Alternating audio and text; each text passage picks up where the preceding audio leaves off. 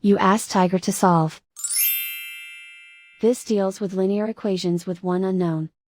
The final result is x equals -1/5. Let's solve it step by step. Swap sides. Group all constants on the right side of the equation. Add 1 to both sides.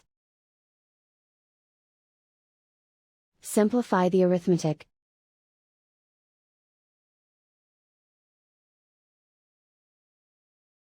Isolate the x. Divide both sides by -5. Cancel out the negatives. Simplify the fraction.